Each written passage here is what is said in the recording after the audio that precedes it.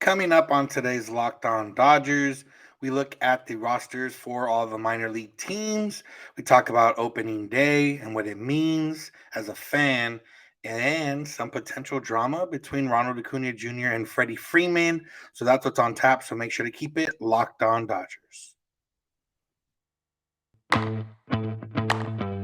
You are Locked On Dodgers, your daily Los Angeles Dodgers podcast. Part of the Locked On Podcast Network, your team every day.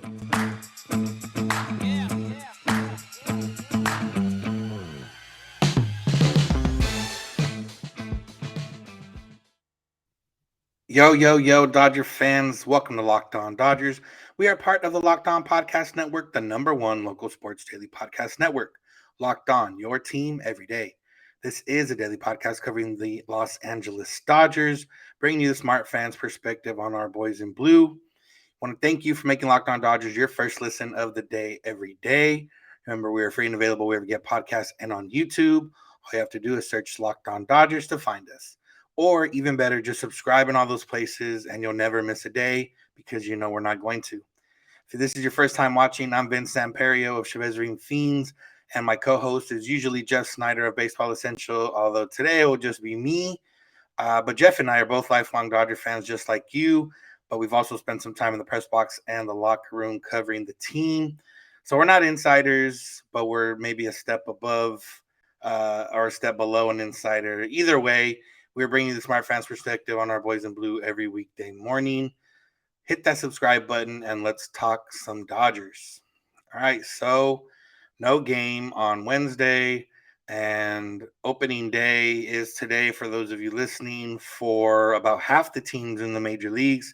Everyone else will have to wait till Friday. There's already been 2 games postponed due to inclement weather. Yankees, Red Sox postponed, and Mariners, Twins postponed.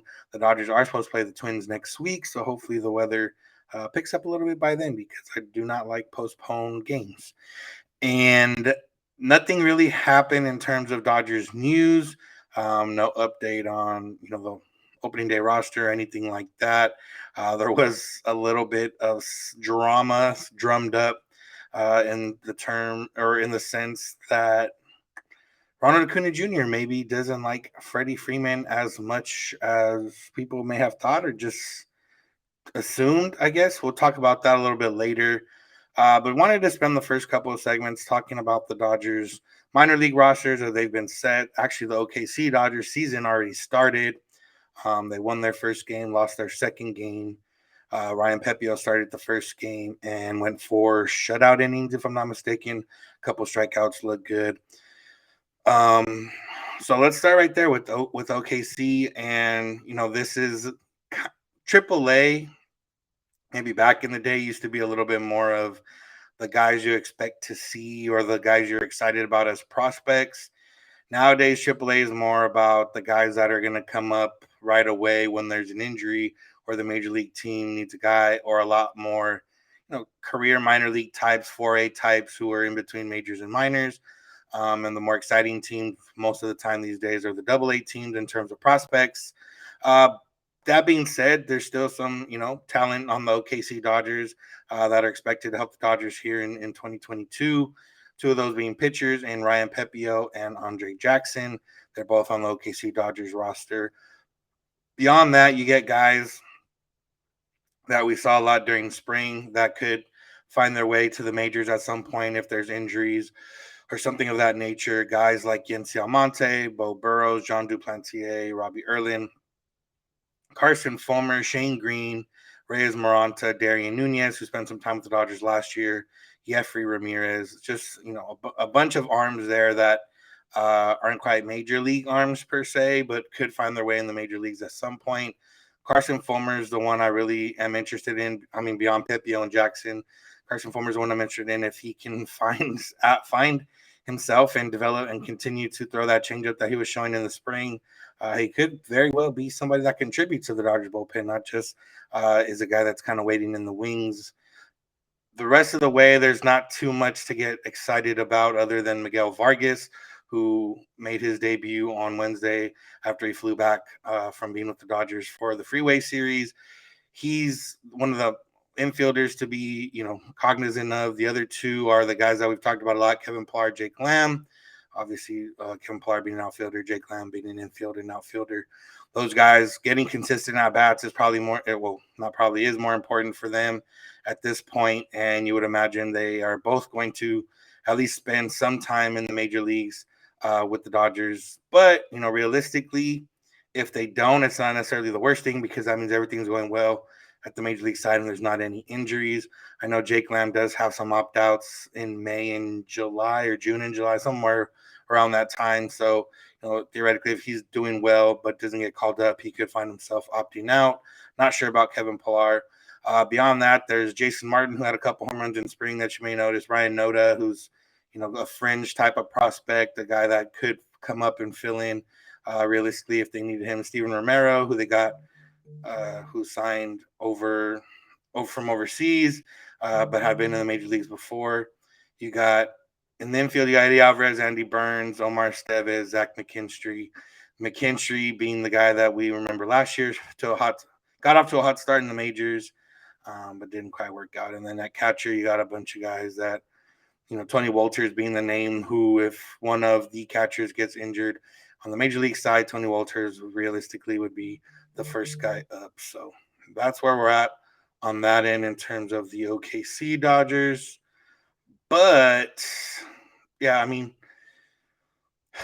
there's nothing to be excited about too much. You got Pepio and Andre Jackson in terms of guys that have a bright future with the Dodgers.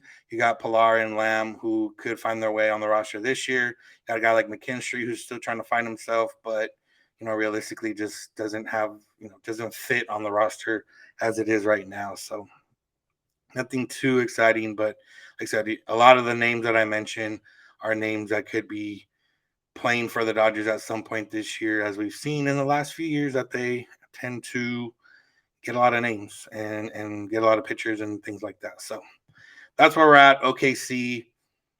I'm going to stop right here. We're going to talk about the Quakes, about the Drillers, and about the Loons. But first, let's talk about BetOnline, because BetOnline is your number one source for all your betting needs and sports info. And this morning is not the last day, but your best time to start putting in your futures bets for the Dodgers. You can bet on Buehler to win Cy Young. You can bet on Mookie Betts or Freddie Freeman to win MVP. You can bet on the Dodgers to win the World Series, the Dodgers win the division. Check out betonline.net. Go put some money down and, hope the Dodgers reward you by winning. It's also the Masters this weekend, and they got everything you need in terms of odds, podcasts, reviews, sports developments, everything you need. BetOnline has it. It's your continued source for all your sports wagering information, and has live betting, esports, and scores. So head to the website today on your laptop, mobile device, and learn all about the trends in action. BetOnline, where the game starts. Want to thank you for making Locked On Dodgers your first listen of the day every day. If you need another thing to listen to, check out Locked On MLB Prospects. Host Lindsey Crosby is a prospect encyclopedia. He's going deep on the MLB stars of tomorrow. It's free and available wherever you get podcasts. All right, back at it, and let's hop right into the next team, which is the most exciting team of the Dodgers in the minor league system, and that's the Tulsa Drillers, the AA Tulsa Drillers.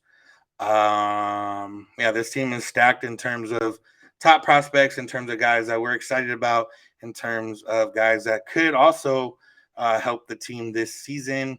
You got pitching wise, you got Bobby Miller, who we talked about and raved about on yesterday's show. He'll start out in AA. Don't know how long he'll last there. I definitely think we'll see him up at some point this year. You got Clayton Beeter, who has been a guy the Dodgers drafted in 2020, same year as they drafted Bobby Miller, who we've heard that could be mentioned as a guy that could theoretically help at some point. I believe Landon Knack is also going to the Drillers. I know he started camp a little bit slow, had a little bit of an injury. I believe he's going there too. Beyond that, we got guys that you've probably heard before: Gus Varland, John Rooney, Michael Grove. That's basically it there. But Bobby Miller being the class of or the diamond of that class, with Clayton Beeter and Landon Knack right under him. Then you get into the position players. A catcher, nothing really special. But then you move on to the outfield. And you got Andy Pajes, who, got climbed up prospect rankings this offseason. We saw some of what he can do in spring training, and a guy that should help the Dodgers, maybe if not this year, for sure in 2023. You got James Outman, uh, who's climbed up rankings himself and who has found his way into, maybe being a factor for the Dodgers at some point if he continues build on that breakout season from last year.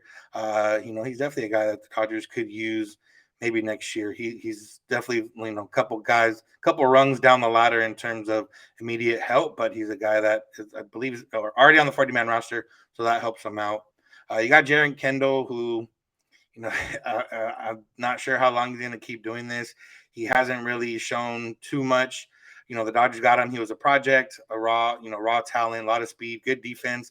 I mean, I guess in theory he could probably be fourth outfielder for a team just based on defense and his speed, and a little bit of power, but he doesn't make contact with the ball too often, so that's going to hurt him in the long run. But hey, you never know what's going to happen there.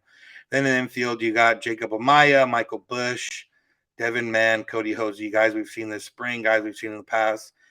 Cody Hosey, former friend of the show. He had a rough year last year, but he's trying to build and get back on that. Michael Bush, who we've talked about before as being a guy that could come up and help the Dodgers this year. Our buddy Keith Law says that he has MLB ready bat, so he could find his way onto the roster this year. But Tulsa Drillers, while it's not as many recognizable names in terms, kind of how the OKC Dodgers were, just because that's the nature of it, but a lot more of the top prospects are sitting there in Tulsa. Moving on to the Loons, the high A team. If you forgot or don't remember, the Loons are now the high A team. The Quakes are now the low A team. They used to be flip-flopped up until 2 years ago. A couple interesting names here. There's Hyunil Choi, who was the Dodgers minor league pitcher of the year last year. He doesn't have lights out stuff. I don't know if he's really considered even a prospect of making the majors, but you might remember his name. Beyond that, not too much in terms of who we've talked about or who we've heard about or who we've seen. And pitching wise, there's Cole Percival, who the main reason that might sound familiar is because he's Troy Percival's son. Troy Percival was a longtime closer for the Angels, but yeah, not too much on that end. When you get down into position players, there's a couple guys that are actually on the Dodgers 40-man roster in Eddie's Leonard and Jorge Vivas, guys who did also climb prospect rankings in the offseason. The Dodgers obviously thought enough of them to add them to the 40-man roster to protect them from the Rule 5 draft. It kind of sucks because the Rule 5 draft didn't end up happening, and the Dodgers could have had those two spots available on their 40-man roster, but that's the way it goes sometimes. You get past those two guys, there is not too much in terms of guys. We've talked about guys on the top 10 or 15 list of Dodgers prospects.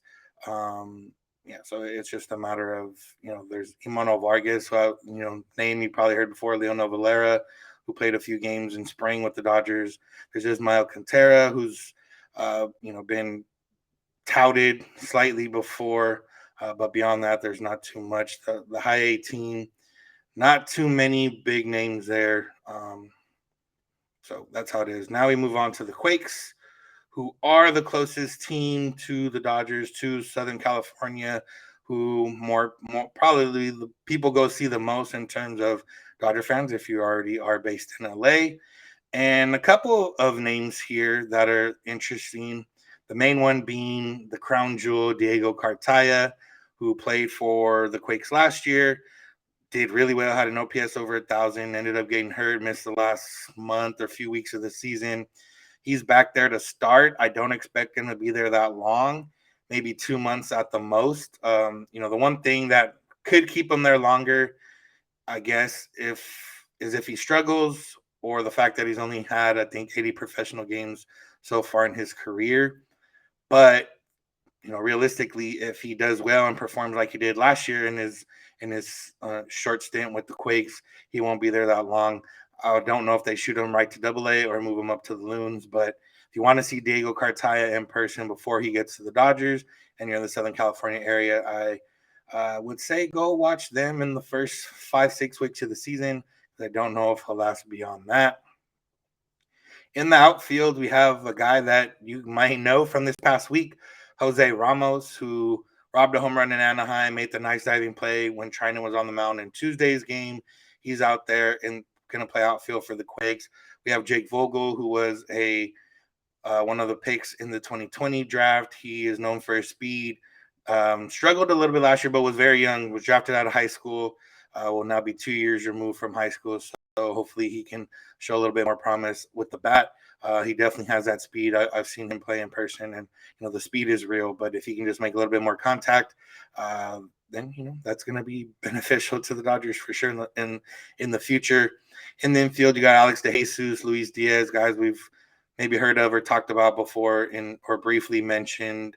You move on to the pitching side, and I think the main one that excites me at least is Maddox Bruns, who was the Dodgers' first pick in the 2021 draft, who we talked about last week when Keith Law gave a rave review of how his stuff looked. If he can build on that, I think he might find his way. He's also drafted out of high school, so he's still very young. But just based on how things have gone, he'll probably stay there majority of the season.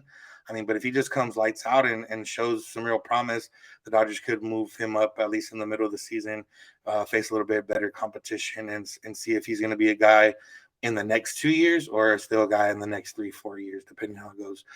Beyond that, there's some names I've heard of before: Braden Fisher, and Kendall Williams, who we've seen before, we've talked about before. But it's Cartaya and Maddox Bruns and Jose Ramos now, and kind of everybody else under that for the Quakes. But I will say Quakes games are fun. If you live closer that way, even more fun. If you live in the Los Angeles area, they're still fun because it's like an hour away with no traffic if you leave early enough in the day.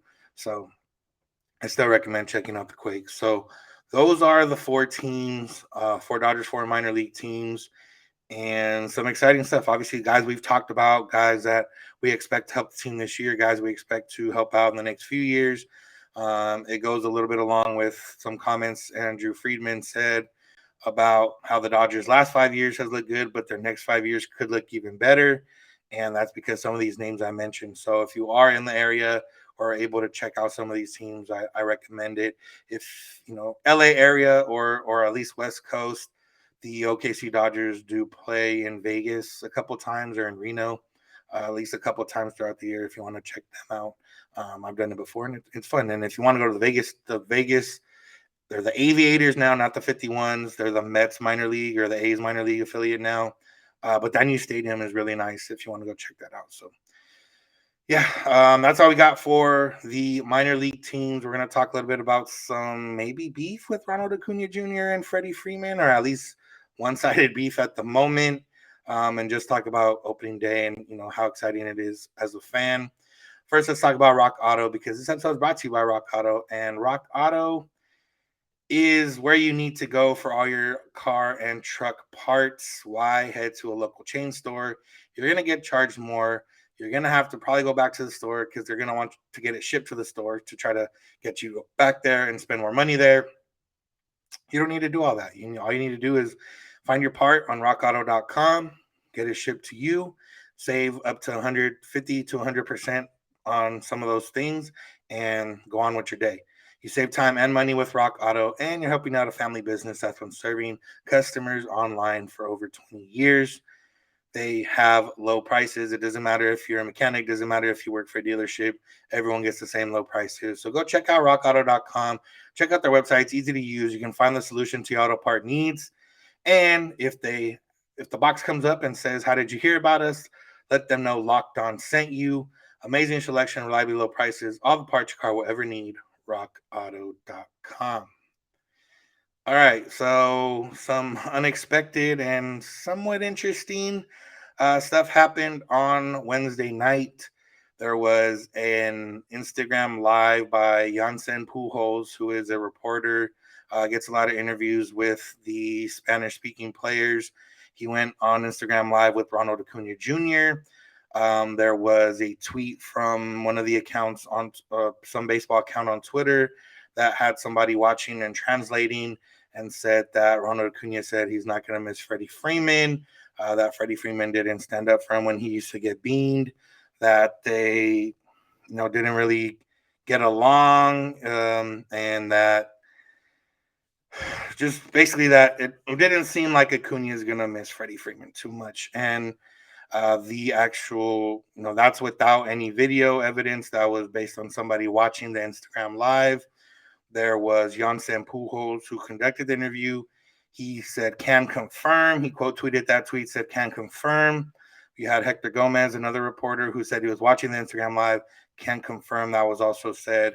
But once it was posted for a while, Ronald Acuña Jr. came on Twitter and said that he didn't say that stuff.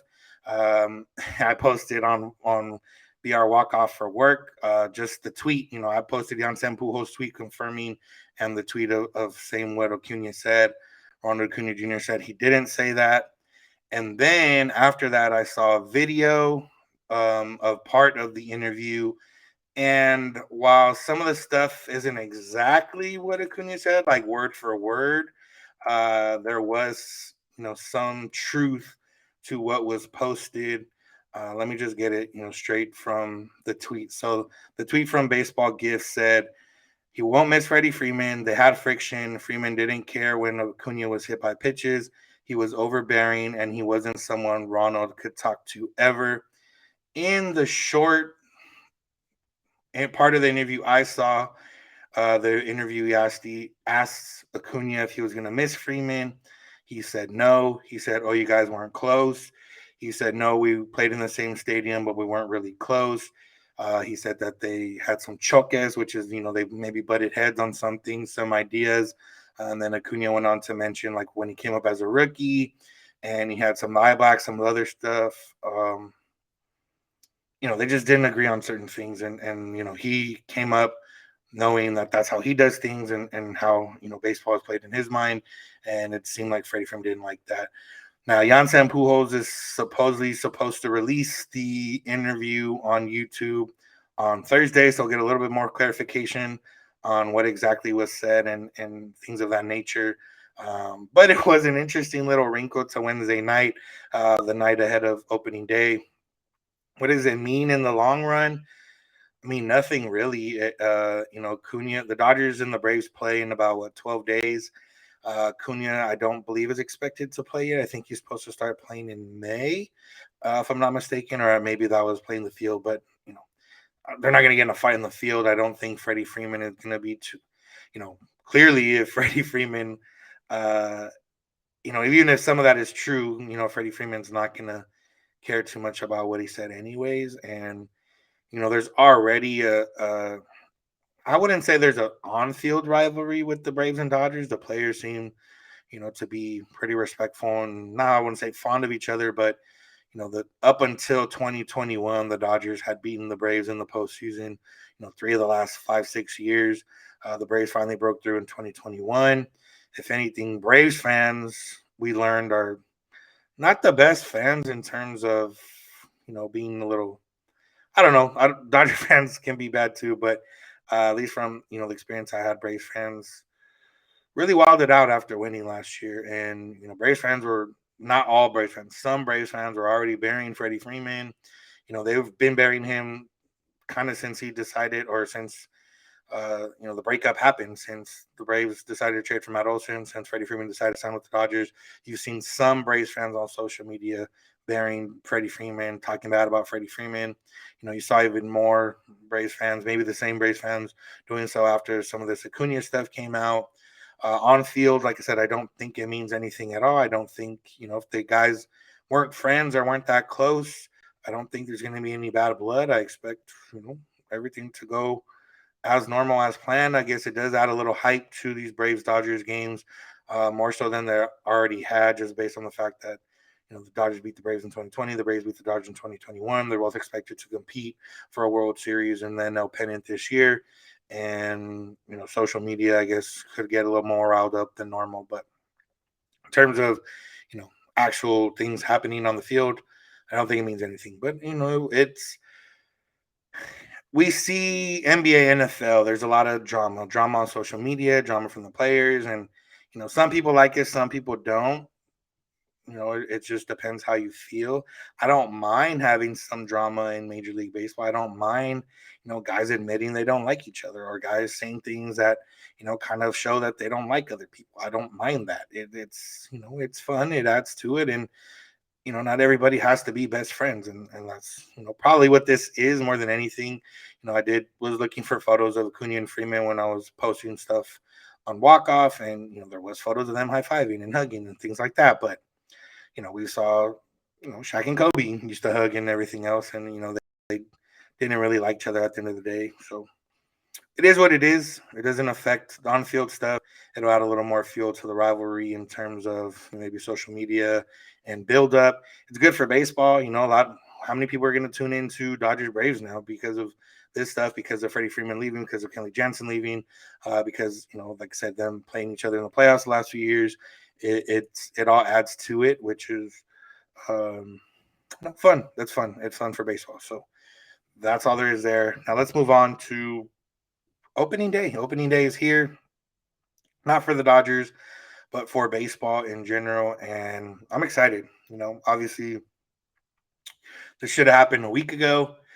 Didn't happen a week ago, but now we got it now. And I'm ready for it. As a baseball fan, opening day is one of the best days of the year because you get baseball. And I think the best part about baseball is that for the next, all the way till October for everybody and through October, sometimes for Dodger fans, is there's going to be baseball on almost every day. You get an occasional Monday, occasional Thursday off. Other than that, you're watching baseball pretty much every day, all the way through September. And that's fun for me. Obviously, we get to talk about stuff, but it's fun as a baseball fan, not just Dodgers. It's a good time to be a baseball fan right now. Obviously the lockout kind of shaded some things, but it it it it is a good time. I know, and just in the last week, we've seen Hunter Green, Bobby Witt Jr., Julio Rodriguez, and somebody else I'm forgetting. Top prospects all get named to the opening day roster. Spencer Torkelson all get named to the opening day roster along with some other guys. So you got premium young talent coming in. You already have premium young talent in the game, and Ronald Acuña Jr. and Tatis, who's going to be hurt for the first few months, but Tatis and Vlad Guerrero Jr., Bo Bichette, Juan Soto, Wander Franco. I mean, there's a lot of young talent in the league already. That's not Dodgers. Obviously, if you're a Dodger fan, you just want to watch Dodger games, that's fun. But there's also a lot going on in the rest of the league. There's a lot of storylines. The Mets, are they going to be the Mets or are they going to be good? I mean, they're already starting out different than they would have thought. Their opening day starter is going to be Tyler McGill, somebody I don't think I'd heard of before this year. Max Scherzer is supposed to start the second game or on Friday, depending if the first game gets rained out. But yeah, Jacob DeGrom's hurt. Max Scherzer tweaked the hamstring, got pushed back a little bit, whatever the case. So, the Mets are a storyline. Dodgers are obviously a storyline. You got, Yankees who, the Yankees are still supposed to be one of the better teams in the American League, but also I think Yankee fans hate Yankees, GM and front office. They didn't do quite the spending that they thought. They saw some guys they maybe wanted go to other teams, and Yankees are always going to be a storyline. You got teams like the Blue Jays and the White Sox who got a lot of young talent, are supposed to take that next step into legitimate World Series contender. Can they do so? Can they handle the pressure? Can they do that? You got that. You got all these new players in new places or new players in new places. You got Freddie Freeman on the Dodgers. You got Carlos Correa with the Twins. You got Story with the Red Sox. You got Chris Bryant with the Rockies, who probably not that intriguing, but it is somebody that move. You guys Seager and Semien to the Rangers and John Gray to the Rangers. The Rangers theoretically are playing for a playoff spot. You got 12-team playoffs now this year, so everybody has a little bit extra incentive to try and win. And you got other teams lurking in the shadows of like the Tigers and the Royals with some, again, young talent that's supposed to come up and help out and start teams on their path to winning. So it's opening day. I'm excited. Obviously, it's my job, my full-time job, and also, my job to talk about the Dodgers specifically on this podcast. But just as a normal baseball fan, even if it wasn't my job, I'd be excited. It sucks that we have to wait an extra day to watch Dodgers, but hey, you know what? That's what happens. But either way, opening day is here. Be excited. Watch some baseball. Otani's on the mound for the Angels. They're playing the Astros. Otani on the mound and probably batting leadoff, maybe, or at least top four in that lineup. So that's exciting. There's a lot to be excited for, and I'm personally ready for it. So happy opening day. And that's going to do it for today's episode. Thank you all for listening. Thank you for making Locked On Dodgers your first listen of the day every day. If you need another podcast or a second listen of the day, check out Locked On MLB. Our buddy Sully goes in on MLB, past and present, and brings a pretty good show every weekday morning, just like we do. Or I don't know if he does weekday mornings, but every day, just like we do. Tomorrow's episode will more than likely be a crossover with Paul Holden of Locked On Rockies. Jeff will be on that, handling that and talking to him about the weekend series. We know the Dodgers are going to face Kyle Freeland on Friday, which could change their lineup a little bit. You know, they might get Hanser Alberto in there instead of Gavin Lux. I think that would be the only main difference, but we'll see what happens. That's what's on tap for Friday's episode. Thank you all for listening. And if you want to find us other ways other than YouTube or wherever you get podcasts, we are on social media, Twitter and Instagram at Locked On Dodgers. Jeff is on Twitter at Snydog. I'm at Samperio. DMs are open on all those accounts. If you want to get a hold of us there, or you can get a hold of us via email, lockedondodgers@gmail.com, or get a hold of us via voicemail text at 323-863-LOCK. That's 5625. We're here every weekday morning, and we hope you'll be with us when you get in your car or if you're at home. Search My Device Play Podcast, Locked On Dodgers. And remember, you don't have to agree. You just have to listen. Have a good one.